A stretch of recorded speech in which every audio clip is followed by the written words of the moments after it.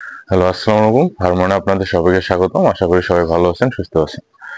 তো শুরুতে যেটা বলতে চাচ্ছি যে ভাই আমাদের বাস্তব জীবন আসলে কি চায়? অর্থ না ডিগ্রি? তার আগে একটা কথা বলি যে দেখেন যে আপনি কাকে ভয় পাচ্ছেন? সমাজকে? যে সমাজে কি বলবে, কি ভাববে?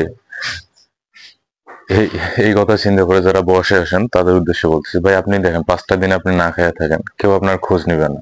যে সাধারণত যারা গ্রাজুয়েশন কমপ্লিট করার পরও যারা দরজায় দরজায় কাজের জন্য ঘুরতেছেন যে ভাই আমার একটা কাজ দেন, আমি তাদেরকে বলছি যে ভাই আপনি কোনো কিছু শুরু করেন না কেন? যে আপনি তো পারেন যে কোনো কিছু শুরু করতে, যে নিজের পাড়ার একটা মনে করেন যে চায়ের দোকান তো অ্যাটলিস্ট শুরু করতে পারেন, কিছু কেন বসে আসছেন? দেখেন যারা হতাশ, যারা নিজের লাইফ নিয়ে যারা স্যাটিসফাই না, আমি তাদের উদ্দেশ্যে বলতেছি যে দেখেন যে আপনার যে ভালো সার্টিফিকেট নাই, ভালো পড়াশোনা নাই, আপনি দেখেন ভালো ভালো লোকগুলোর ক্ষেত্রে আপনি একটা জিনিস দেখেন যারা আপনার বিল গেটস, তারপর হচ্ছে আপনার মার্ক জুকারবার্গ, স্টিভ জবের মতো লোকগুলোর দিয়ে খেয়াল করেন, এরা কিন্তু ভাই কলেজ ড্রপার।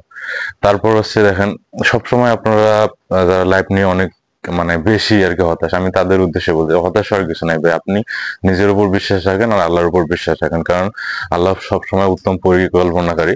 তিনি হয়তো বা আপনাদের জন্য ভালো কিছু রাখছে।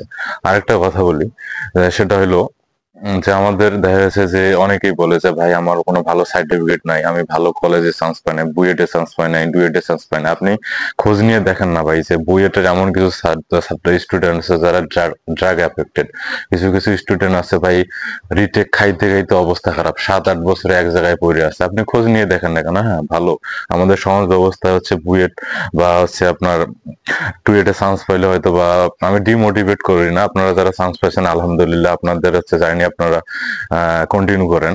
কিন্তু যারা চান্স পান না হতাশ হওয়ার কিছু নাই ভাই, আপনি দেখেন যারা সাধারণত পড়াশোনা করে নাই, ভালো সার্টিফিকেট নাই, তারাও অনেক ভালো কিছু করতেছে। অতএব লাইফ নিয়ে ভাই এত আপনাদের টেনশন নেওয়ার কিছু নাই, একমাত্র আল্লাহর উপর বিশ্বাস রাখেন আর বসে না দেখে কিছু করেন, হয়তো সামনে অনেক ভালো কিছু হবে। সবাই ভালো থাকবেন, সুস্থ থাকবেন, দেখা হবে আগামী ভিডিওতে। সে পর্যন্ত আল্লাহ হাফেজ।